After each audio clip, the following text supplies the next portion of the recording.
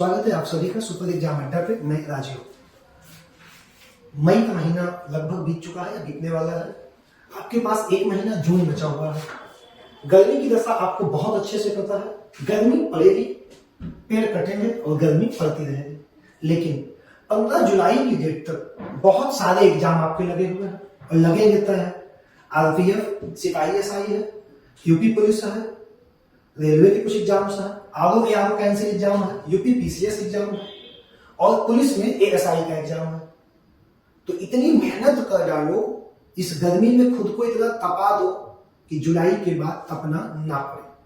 इसी श्रृंखला में 15 question RPF special RPF Delhi police और एपी यूपी पुलिस एएसआई के स्पेशल 15 क्वेश्चन लेके आया हूं। बहुत ही प्रीवियस ईयर पेपर से क्वेश्चन है, बहुत ही डिटेल में आंसर करूंगा। चलिए, जिसमें मेरा पहला प्रश्न है, इनमें से कौन सा विकल्प हवा की धूल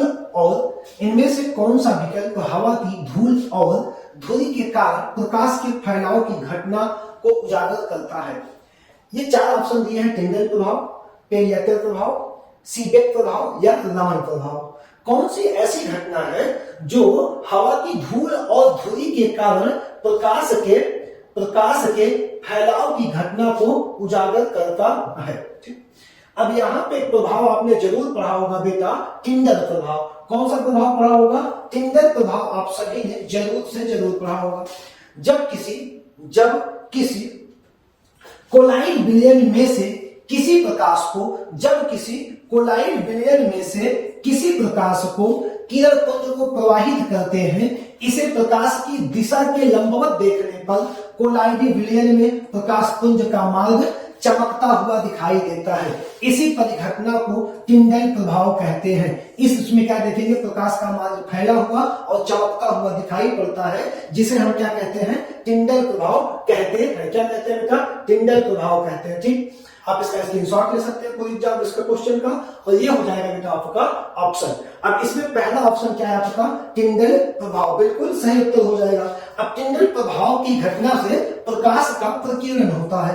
प्रकाश का प्रकीर्णन जो होता है वो किससे होता है? टिंडल प्रभाव से होता है। अगर प्रकाश का प्रकीर्णन नहीं होगा तो हमको और आपको आकाश का रंग काला दिखाई पड़ेगा। जैसे जब सुबह होती है, जब धूप होना शुरू होती है, उस समय तो आकाश कैसा दिखाई देता है? नीला दिखाई पड़ता है प्रकीर्णन के कारण। लेकिन रात में आकाश कैसा दिखाई पड़ता है? काला दिखाई पड़ता है, क्योंकि प्रकीर्णन की घटना बंद हो जाती है। यही प्रश्न आपके सामने 10 बार घुमा के आया होगा कि चंद्रमा से आकाश का रंग कैसा दिखाई देगा? काला दिखाई देगा। जहां से भी धूल में प्रकाश का प्रकीर्णन नहीं होगा, वहां सब जगह पे आकाश का रंग काला दिखाई देगा। पृथ्वी में दिन से दिन में आकाश का रंग नीला और रात में आकाश का रंग काला। कारण क्या होगा? प्रकीर्णन हो जाएगा। और ये घटना क्या हो जाएगी? टिंडल प्रभाव का कारण। पहला क्वेश्चन सॉल्व हुआ।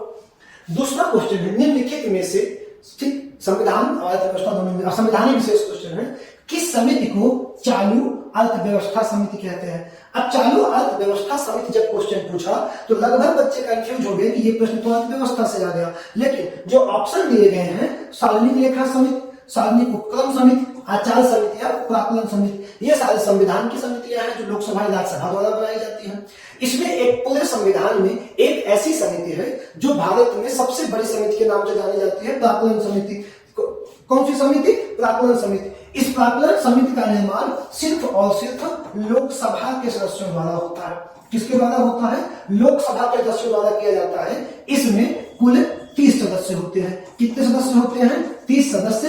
ये सभी के सभी सदस्य कहां से होते हैं? लोकसभा से होते हैं। प्राक्कलन समिति के सदस्यों का कार्यकाल बेटा 1 वर्ष होता है। 1 वर्ष इनका कार्यकाल होता है। और इस समिति का अगर तुमसे कभी कोई कार्य पूछेगा, यह समिति क्या कार्य करती है? इस समिति का कार्य है बेटा सरकारी अपव्ययों को रोकने की जानकारी प्रदान करना। ठीक, इसका कार्यकाल कितना होता है? 1 वर्ष होता है। इसलिए इस समिति को चालू अर्थव्यवस्था समिति के नाम से भी जाना जाता है। ऑप्शन डी आपका बिल्कुल सही उत्तर हो जाएगा। अगला प्रश्न, बैडमिंटन खेल निम्न में से किस शब्द से संबंधित है? बैडमिंटन खेल निम्नलिखित में से किस शब्द से संबंधित है? यहाँ पे नेल्स लिखा है, नेल्सन, डॉल्फिन किक लिखा है, ड्रॉप लिखा है और गुगली लिखा है। तो गुगली तो हर बच्चा जानता है, क्रिकेट में बॉल एक गुगली बॉल डाली जाती है, गुगली कहते हैं। लेकिन ऐसे ये प्रश्न आपका आया है, इसी प्रकार ये क्रिकेट में पूछ सकता है कि क्रिकेट में कितने कौन से शब्द आते हैं, वॉलीबॉल में कितने शब्दों का प्रयोग किया जाता है, फुटबॉल में कितने शब्दों का प्रयोग किया जाता है, हॉकी में कितने बड़े शब्द, ये आया हुआ एग्जाम का पेपर, इसके मैं कह रहा हूँ हॉकी में। तो अब बैडमिंटन की बात हुई है, तो बैडमिंटन में जो 10 7 8 इंपॉर्टेंट शब्द का प्रयोग होता है, उसमें सबसे पहला कौन सा है आपका, सबसे पहला आप इसको लिख लेंगे, क्या है, सर्विस कोर्ट। सबसे पहला आपका बेटा हो जाएगा सर्विस कोर्ट, सबसे पहला इंपॉर्टेंट शब्द है सर्विस कोर्ट। दूसरा है शटलकॉक, शटलकॉक इसका दूसरा इंपॉर्टेंट शब्द आपका क्या हो जाएगा, शटलकॉक हो जाएगा। तीसरा इंपॉर्टेंट शब्द बैडमिंटन में बेटा हो जाएगा लव, तीसरा इंपॉर्टेंट शब्द हो जाएगा लव। चौथा इंपॉर्टेंट शब्द बेटा हो जाएगा नेट, और पांचवा इंपॉर्टेंट शब्द हो जाएगा fall hand, fall hand, fall hand. पांचवा इंपॉर्टेंट शब्द क्या हो जाएगा, फॉल हैंड हो जाएगा, ठीक, फॉल हैंड।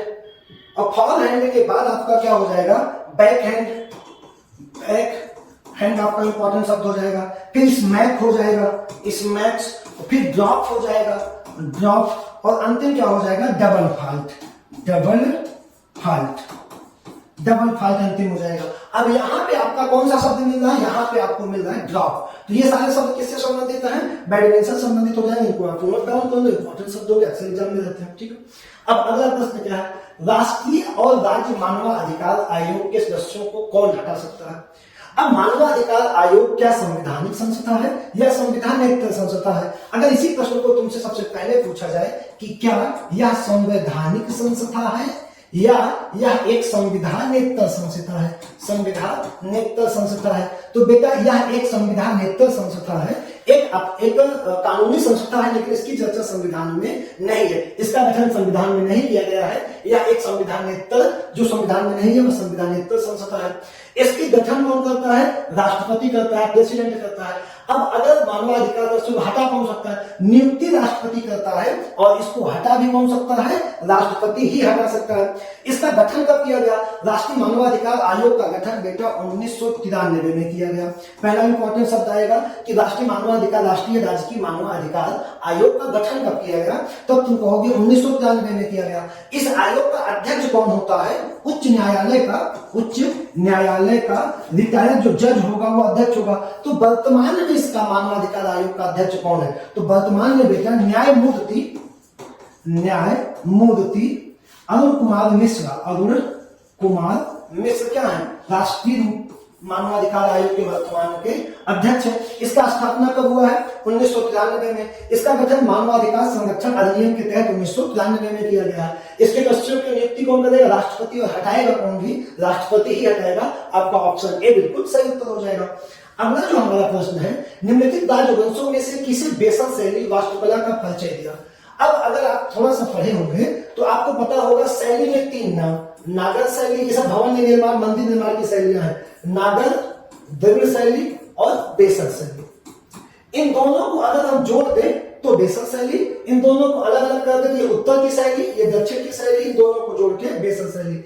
किस राजवंश में बेसन शैली का परिचय दिया, चोल ने, चालुक्य ने, काकतीय ने या गुप्त ने। तो अब यहाँ पे बेसन शैली से आरपीएफ और एक एग्जाम दिल्ली पुलिस फेमस प्रश्न आता है कि गोपुरम किसे कहते हैं। जब आप बेसन शैली के मंदिरों में जाएंगे तो बहुत बड़ी, दक्षिण भारत के मंदिरों में जाएंगे, बहुत बड़ी सी बाउंड्री आपको मिलेगी, और आगे गेट पे बहुत बड़े बड़े ऊंचे ऊंचे मंदिर बने, गेट के ऊपर रथ बना होगा, उसे हम क्या कहते हैं, या वो क्या कहा जाता है। ऐसे प्रश्न आपको देखने को मिलते हैं। अब ये देखिए, यहाँ पे मंदिर की 3 कला शैलियों का अध्ययन किया गया है। ये आपकी कौन सी शैली है, नागर शैली। नागर शैली में ये आपका बेटा क्या है, ये आपका चबूतरा या मंच है। ये पॉइंट आपका क्या, नागर शैली में राम मंदिर का निर्माण हुआ है। ये 3 मंडपम होते हैं, ये तीनों क्या है बेटा, मंडप है, ये तीनों मंडप कहलाते हैं। ये ऊपर वाले को आमलक कहते हैं, ऊपर क्या कहते हैं, आमलक कहते हैं। इस पॉइंट को क्या कहेंगे, शिखर कहेंगे, इस पॉइंट को शिखर कहेंगे। और इसी पॉइंट का जो ये पार्ट है, इसे हम गर्भगृह कहते हैं, जो पूरी मंदिर का सबसे महत्वपूर्ण पार्ट होता है। ठीक, यहाँ पे तो कोई दिक्कत तुमको हो नहीं है, ये पूरी मंदिर का सबसे इंपॉर्टेंट बात है। अब ये दूसरी मंदिर द्रविड़ शैली की है। अब द्रविड़ शैली की मंदिर में बेटा ये गेट है आगे से, जिसे क्या कहेंगे, गोपुरम। ये सबसे इंपॉर्टेंट क्वेश्चन है, द्रविड़ शैली के मंदिरों में क्या कहते हैं, गोपुरम कहते हैं। इसकी ऊंचाई को क्या कहेंगे, शिखर कहेंगे। इसको क्या कहेंगे बेटा, शिखर कहेंगे। इसमें यहाँ पे क्या होगी ठीक, शिखर कहेंगे। यहाँ पे इस पे गर्भगृह होगा, क्या हो जाएगा आपका, यहाँ पे गर्भगिरि हो जाता है आपका, ठीक। और इसे जो यहाँ पे स्टेप स्टेप स्टेप बना होगा इसे क्या कहेंगे, विमानन कहेंगे, क्या कहेंगे, विमान कहेंगे, ठीक। गर्भगिरि विमान, और ये इसे क्या कहेंगे, मंडप कहेंगे, मंडप। अब ये शैली, इस शैली में क्या किया, नागर के इस रूप को, नागर के इस रूप को और बेसन के इस रूप को, इसमें नागर से यहाँ इस शैली में, बेसन शैली में दोनों फॉर्मेट को मिक्स करके एक विधा बना दिया, ठीक। ये आपकी द्रविड़ शैली, गोपुरम, गर्भगिरि, शिखर, मंडप, ठीक। और ये क्या हो जाएगा आपका विमान। और यहाँ पे ये आमलक, ये चतुर्भुज ऐसे करेंगे, आमलक, ये तीनों मंडप, ये चबूतरा, ये गर्भगिरि और ये पॉइंट शिखर, ये गोपुरम। ये क्वेश्चन आता है, ये आपका क्या हो जाएगा, गोपुरम हो जाएगा। अब यहाँ पे आपको क्या बताना है, किस राजवंश ने, तो बेटा चालुक्य राजवंश ने। किसने किया था, चालुक्य राजवंश ने। चालुक्य राजवंश की स्थापना कहाँ हुई थी, क्वेश्चन आएगा। तो कर्नाटक के वातापी में, कर्नाटक के बेटा वातापी में चालुक्य राजवंश की क्या हुई थी, स्थापना हुई थी, कर्नाटक के वातापी में। ऑप्शन आपका भी बिल्कुल सही हो जाएगा, ठीक। अगला जो प्रश्न होगा आपका, परमाणु केंद्र में संख्या डॉट डॉट की कुल संख्या होती है। परमाणु केंद्र में परमाणु संख्या डॉट डॉट की कुल संख्या होती है। अब आपको पता है कि परमाणु केंद्र में स्थित प्रोटॉन कणों की संख्या को क्या कहते हैं, प्रोटॉन कणों की संख्या को परमाणु क्रमांक कहते हैं। यहाँ पे आपको क्या लगाना है बेटा, प्रोटॉन कणों की कुल संख्या को ही परमाणु क्रमांक कहते हैं। ये आपका पूरा हो जाएगा, आपका ऑप्शन बी बिल्कुल क्या हो जाएगा, सही उत्तर हो जाएगा। अगला प्रश्न हमारा क्या है, जब किसी धातु को उसकी लंबाई में बनाया जाता है, कोई भी आप तांबा ले लो, कॉपर ले लो, धातु तो धातु, उसको आप टेम्परेचर करके लंबा करेंगे, बड़ा करेंगे, तार जैसा बन जाएगा। तो जब उसे कहा जाता है। जब किसी धातु को पतला करके लंबा बनाया जाता है, इस घटना को क्या कहा जाता है, इसको कहेंगे उपजाऊ, कोई मतलब नहीं, भंगुर, तन्य वृद्धि या समानांतर। तो इसका जो वास्तविक शब्द है वो है तन्यता। उसको गर्म करके उसको लंबा किया जाता है, तो तन्य वृद्धि क्या कहा जाता है, तन्य वृद्धि या तन्यता उसको कहा जाएगा। बेटा ऑप्शन सी आपका बिल्कुल सही उत्तर हो जाएगा। अगला जो प्रश्न है, न्यूटन के गति के द्वितीय नियम के अनुसार किसी वस्तु पर कार्य करने वाला बल उत्पाद डॉट डॉट से हटा दिया जाता है। द्रव्यमान विस्थापन से हटा दिया जाता है, गति त्वरण से, द्रव्यमान त्वरण से या द्रव्यमान गति से। तो सबसे पहले आपको तो ये समझना है कि न्यूटन की गति का दूसरा नियम क्या है। नियम क्या है, किसी पिंड के द्रव्यमान के कुल बल के व्युत्क्रमानुपाती होता है। तो यहाँ पे हम क्या करने वाला बल, किसी वस्तु पे कार्य करने वाला बल उत्पाद द्रव्यमान, क्या लिखेंगे यहाँ पे, द्रव्यमान और त्वरण से हटा दिया जाता है। ऑप्शन सी आपका क्या हो जाएगा, बिल्कुल सही उत्तर यहाँ पे हो जाएगा, ठीक। अगला जो मेरा प्रश्न है, अनाज जमा, ये थोड़ा सा कंफ्यूजिंग क्वेश्चन था बेटा। अनाज जमा ऐसा कोई शब्द नहीं मुख्य रूप से लगाए जाते हैं, इसमें ये दोनों उत्तर सही है। लेकिन 2019 आरपीएफ के एग्जाम में बेटा इन्होंने डी उत्तर को सही माना था, चावल को, ठीक। अनाज जमा का क्या है कि जब अनाज आपका खाने की मुद्रा में हो जाए, सीधा खाने की, उसको कहीं पे स्टोर करके रख देना ही अनाज जमा कहलाता है। तो हम गेहूं को भी स्टोर करके रखते हैं और चावल को भी स्टोर करके रखते हैं, लेकिन चावल अंतिम अवस्था में होता है, धान तो यहाँ है नहीं। तो यहाँ पे चावल अंतिम अवस्था में है, इसलिए हम किसको सही माने हैं, चावल को माने हैं। इन दोनों को हम जमा करके ड्रम में, बॉक्स में अनाज को जमा नहीं करते हैं, ठीक। तो फंसाने वाला क्वेश्चन था, कुछ खास बहुत ज्यादा नहीं था। अगला, भारत के किस राज्य में जाबादी और सेवराई की पहाड़ियां स्थित है।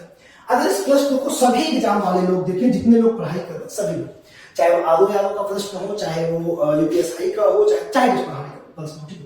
अगर इस प्रश्न पे हम आपसे चर्चा करें, प्रश्न क्या है कि भारत के किस राज्य में जाबादी और सेवराई की पहाड़ियां स्थित है, ठीक। अब आप सभी को मेरे प्यारे भाई भारत का मैप तो पता ही होगा। भारत के मैप में एक यहाँ पे पहाड़ी है, कौन सी, पूर्वी घाटी पहाड़ी, और यहाँ पे बेटा एक पहाड़ी है पश्चिमी घाटी, ठीक। एक पूर्वी घाटी पहाड़ी है, दूसरी कौन सी पहाड़ी है, पश्चिमी घाटी पहाड़ी है।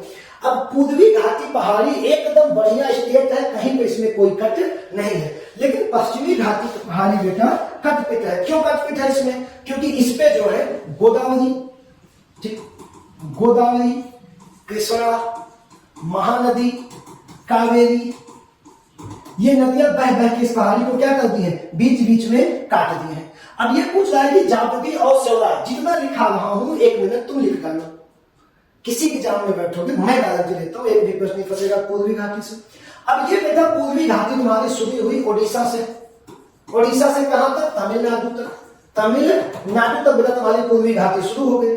इसको 3 भागों में बांटते हैं। पहले भाग को इसको कहते हैं उत्तरी सरकार, उत्तरी सरकार। बीच के भाग को कहते हैं कुडप्पा श्रेणी और नीचे के भाग को कहते हैं तमिलनाडु श्रेणी। अब कुडप्पा श्रेणी में 5 चोटियां हैं। ये क्रम आता है कई बार एग्जाम में, बड़े एग्जाम में आया है, यहां पे लिख रहा हूं। कुडप्पा श्रेणी में उत्तर से दक्षिण की ओर 5 पहाड़ियों की चोटियां हैं, जिसमें सबसे पहला है बेटा नल्ला मल्ला। पहली क्या है? नल्ला मल्ला सबसे उत्तर में है। उसके बाद एरामल्ला, एरामल्ला। पूरी पहाड़ियों के 3 हिस्से हैं। कुडप्पा में जो चोटियां हैं सबसे उत्तर में नल्ला मल्ला, आगे में है आता है, पीछे में कम लगाने को आता है। सेकंड एरामल्ला, एरामल्ला के बाद बेलीकोंडा, बेलीकोंडा और चौथी इसकी चोटी हो जाएगी पालकोंडा। ये किसकी चोटियां हैं? किसमें स्थित है बेटा? ये कुडप्पा में स्थित है। अब नीचे कौन सा है? तमिलनाडु श्रेणी। अब तमिलनाडु पहाड़ी के नाम से जो नीचे का पास जाना जाता है उसकी 2 चोटियां हैं बेटा, शिवराय, शिवराय और दूसरा क्या है? जावदी, जावदी। तो शिवराय और जावदी किस श्रेणी का हिस्सा है? तमिलनाडु श्रेणी का हिस्सा है। किस राज्य में है? तमिलनाडु राज्य में है। कुडप्पा आंध्रा में है। तो यहाँ पे नल्ला मल्ला, एरामल्ला, बेलीकोंडा, पालकोंडा है और उत्तरी सरकार आपका उड़ीसा में हो जाएगा। एक प्रश्न यहाँ पे और बनेगा, एक प्रश्न कि पूरी की पूरी उत्तरी यहां से लेके यहां तक जो पूर्वी घाटी पर्वत है, इसकी सबसे ऊंची चोटी कौन सी है? तो इसकी जो सबसे ऊंची चोटी है बेटा वो कौन सी हो जाएगी? ये हो जाएगी अमरकोंडा। अमरकोंडा चोटी, अमरकोंडा जो कहां स्थित है? जो स्थित है मेरे प्यारे भाई उड़ीसा में। यह पूर्वी घाटी की सबसे ऊंची चोटी हो जाएगी। ठीक है, आप इसको नोट डाउन कर लें। अब यहाँ पे जावदी और शिवराय का उत्तर क्या हुआ? तमिलनाडु राज्य हो गया। और श्रेणी भी कौन सी? तमिलनाडु पर्वत श्रृंखला में है। कुडप्पा में कौन है? नल्ला मल्ला, एरामल्ला, बेलीकोंडा, पालकोंडा। सबसे ऊपर कौन है? उत्तरी सरकार। ये पूर्वी घाटी पर्वत कंप्लीट हो गया बेटा। ठीक, अगला जो प्रश्न है मेरा, ध्वनि की गुणवत्ता इसके द्वारा निर्धारित की जाती है। ध्वनि की गुणवत्ता डाट के द्वारा। अब आप ध्वनि की बात करेंगे तो उसमें लहर, वेग, अवधि, आयाम का, फ्रीक्वेंसी का सबसे इंपॉर्टेंट महत्व होता है। ध्वनि में तुम क्या कवर करोगे? फ्रीक्वेंसी देखोगे और फ्रीक्वेंसी का सबसे बड़ा महत्व। यहाँ पे ऑप्शन क्या हो जाएगा? सही तुम्हारा सी वाला हो जाएगा। अगला प्रश्न है, पाल साम्राज्य का संस्थापक कौन था? अब आपको पता है शशांक जो है गौड़ साम्राज्य का संस्थापक था बंगाल। दंतीदुर्ग किसका संस्थापक था? राष्ट्रकूट का संस्थापक दंतीदुर्ग था। शिवू किसका था? शिवू का हो जाएगा सातवाहन का। और अंतिम बचा गोपाल, गोपाल हो जाएगा पाल वंश का। कब? 750 ईस्वी में। 750 ईस्वी में गोपाल बेटा बंगाल पे सबसे पहले क्या किया? पाल वंश की स्थापना की। और इसके बाद इसने बंगाल के बाद किसको जीत लिया? बंगाल के बाद इसने जीता बेटा किसको? मगध को। और इसने बिहार में ओदंतपुरी में एक मठ की स्थापना की। कहां पे? ओदंतपुरी में मठ की स्थापना की। किसने ओदंतपुरी में मठ की स्थापना की? गोपाल ने। किसने की? गोपाल। और उसने क्या किया? ठीक है, अच्छा क्वेश्चन है, बहुत अच्छा। अगला प्रश्न हमारा है, ट्रॉफी के संबंध में MVP शब्द का पूरा मतलब क्या है? MVP मिनिमम वैल्यू प्लेयर, कोई मतलब नहीं। मोस्ट, कोई मतलब नहीं। मोस्ट वैल्यूएबल प्लेयर, अधिकांश मूल्यवान प्लेयर। MVP का मतलब क्या होता है? अधिकांश मूल्यवान प्लेयर। ठीक, अगला प्रश्न क्या है? मिलिंद पहो पाठ किससे संबंधित है? मिलिंद पहो आपको पता है यूनानी राजा मिंगाल था और बौद्ध भिक्षुक थे नागसेन। मिंगाल जो है बौद्ध धर्म ज्वाइन करना चाहता था। कोई भी राजा जब कोई धर्म ज्वाइन करता था तो वह उस धर्म के विद्वान से बैठ के शास्त्रार्थ करता था, शास्त्रार्थ होता था। अब उस शास्त्रार्थ में बेटा होता क्या था? उस शास्त्रार्थ में नागसेन और मिंगाल के बीच में जो बातचीत हुई उसे क्या कहा गया? उसे ही नागसेन ने मिलिंद पहो में लिख दिया। और ये नागसेन किस धर्म का था? बौद्ध धर्म का था। तुम्हारा उत्तर बेटा क्या हो जाएगा? बुद्ध धर्म हो जाएगा। बिल्कुल सही आंसर हो जाएगा। अगला प्रश्न है, इनमें से किसने भारत के लिए नए समुद्री मार्ग की खोज की? आप सबको पता है कि वास्को डी गामा ने सबसे पहले भारत के लिए पुर्तगाल से लेके अफ्रीका के पश्चिम से होते हुए कोप ऑफ गुड होप दक्षिण पहुंचते हुए अरब सागर में आया। और कहां सबसे पहले पहुंचा? यह पहुंचा केरल के कालीकट तक पे पहुंचा, जहां के राजा जामुरीन थे। ठीक, कौन थे? जामुरीन। कब पहुंचा? 20 मई 1498 को। 20 मई 1498 को यह कहां पहुंचा? भारत पहुंचा।